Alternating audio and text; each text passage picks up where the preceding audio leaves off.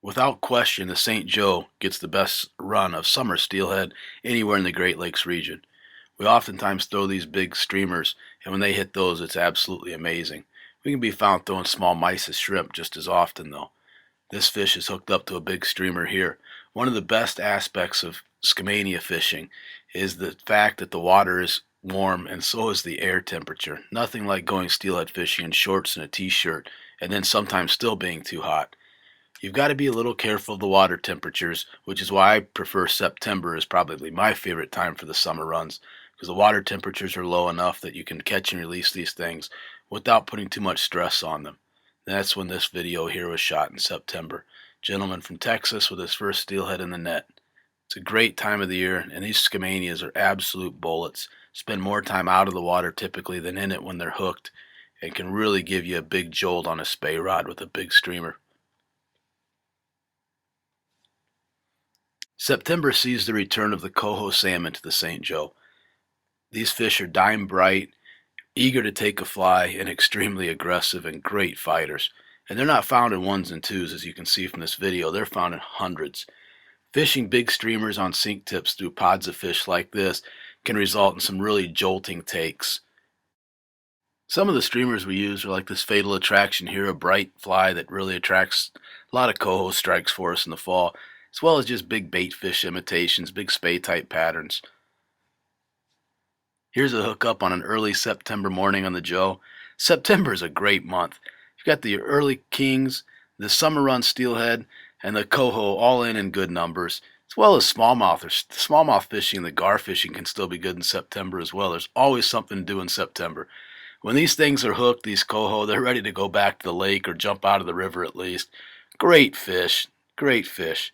Here's a beautiful one from last fall. King salmon, the true kings of fall. The St. Joe gets a decent run of king salmon, but to be honest, the Muskegon is hands down my best river for kings. Month of October is spent on the Muskegon chasing these big fish, and a lot like our spring steelhead season, it's a lot of sight fishing, as you can see from this video. We find spawning fish or holding fish, and we throw nymphs and eggs and streamers to them. You can see by this video, you're not talking about 1 and 2 fish that you're chasing. You're talking about pods of 15 to 20 at times, and we hardly ever cast unless we see at least 6. King salmon are by far the largest fish that we fish for all year. Their average weight is 12 to 18 pounds, and they're absolute pure muscle. When hooked, these things fight like no other fish. I often say it's like hooking onto a Mack truck, because it is. An 8-weight rod with a great disc drag is a must, and even then, sometimes we're not sure who's fighting whom. Lift weights now, and you might be ready for October of next year to battle these things. The best thing about king salmon is that it's easy fishing, and the fish are plentiful. Even a beginner can enjoy October on the Muskegon. The fish are plentiful, the weather's decent, and the fight isn't a struggle, but a world-class battle for sure. One of the greatest aspects of the Muskegon River salmon trips in October is that it's a visual delight. There are few things better than looking into the gin-clear waters of the mighty Moe to see 20-pound fish swimming 15 feet off of your rod tip. This is a sight that will not soon be forgotten by any angler. Some of the flies you'll want to definitely have in your box in October for king salmon are purple and black egg-sucking leeches, caddis larvae in size 6 or 8, and also have plenty of egg flies. Whether they're kings you're looking for or the trout sitting back behind the beds, these glue eggs will really catch them. Kings offer you a great wading opportunity as well as fishing from the boat for really large fish like this 40-incher from the Muskegon or this 19-pounder that this young lady landed on the St. Joe. And then there's this 41-inch Michigan Master Angler Award winner from the Muskegon. October is also a great month to go chase lake run brown trout that come in out of the lake. Big fish, big browns, probably your brown of a lifetime is available in October.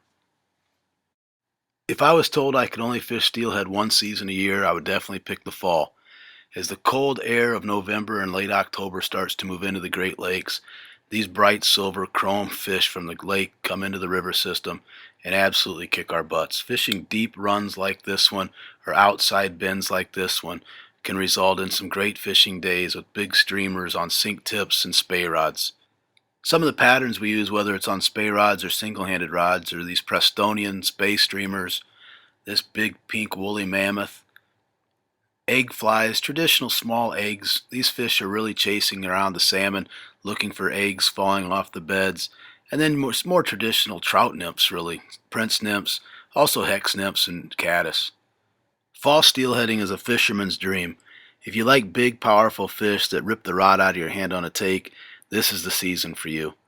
And whether you fish a single-handed rod with nymphs and indicators or a big spey rod with big streamers, it's an absolute great time of the year to be on the river.